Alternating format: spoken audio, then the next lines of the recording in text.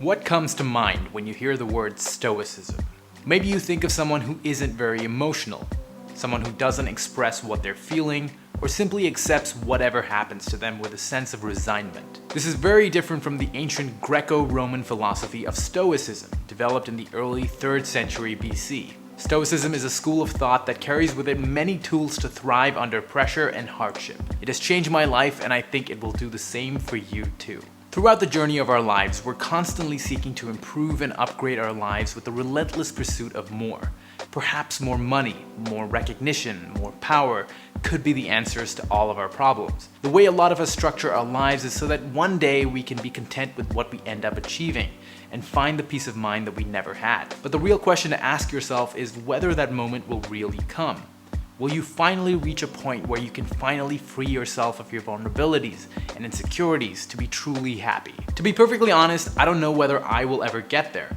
I don't know where my life will take me and whether all the work that I'm putting in will actually result in something that will fulfill me.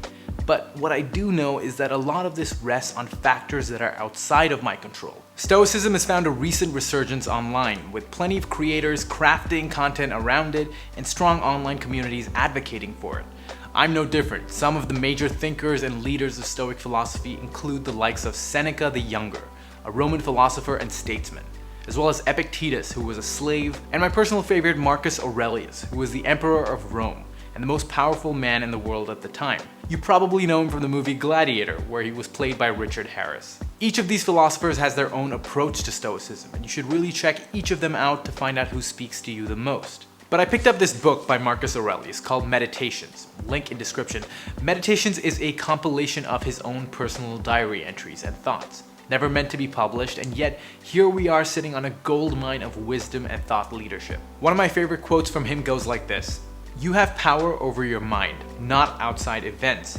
Realize this and you will find strength." Now, as I mentioned earlier, there's a lot of things that are outside of our control in this life, which can be really frustrating. When I was a kid, my parents had a big printout of the Serenity Prayer that was put up on the wall. So it kind of got ingrained in me that the things that I could change were within my control, and the things that were outside of my control, I had no power over. As I grew older, I re-identified this as the Locus of Control, which I talk about more in depth in another video on the channel. You should definitely check that out if you're interested, and I'll link that right below the like button for you. But where this really gets brought home is through Stoicism, which emphasizes solely focusing on the things that I can control. Not in an indifferent or passive way, but instead channeling your energy towards the stuff that you can really impact. A principle known as the Dichotomy of Control. Even if you feel like a lot of this can seem relatively dry and a pretty boring way to approach life, what's worked for me is to pick and choose principles that can help you quell your anxiety. For instance, there's a quote from Seneca stating that we suffer more in imagination than in reality. A perfect example of this would be the nerves that you feel before a job interview.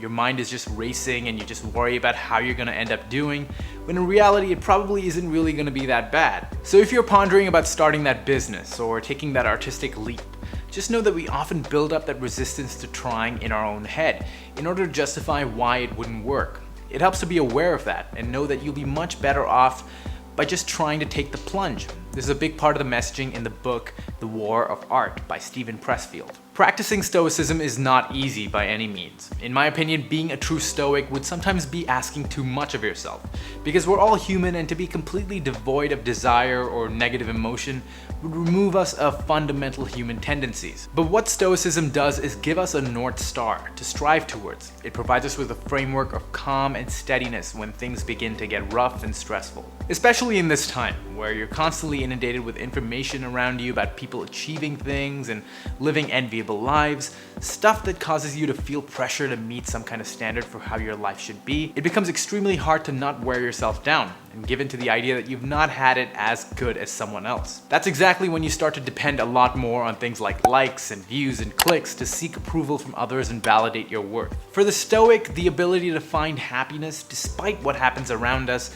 is developed through character and perspective. Stoic philosophy has proven most useful in my own life by allowing me to take back control of my choices and not depend on what someone else deems as virtuous or worthy, but instead allowing me to define it for myself and value what I feel is relevant. More than anything, I'm finding myself becoming much more aware of my thoughts and emotions, which has really helped me endure tough situations and become more mindful of how I might react, when shit hits the fan or something. It's helping me make the best decisions that I can instead of letting my thoughts control me. And I wish the same for you. If you'd like me to keep making more videos like this, talking about Stoicism or more specific principles that could help you, as they have for me, let me know down in the comments below. Feel free to give me a thumbs up if you found this video helpful, and subscribe for more from me every single week. Thanks again for watching. See you next time.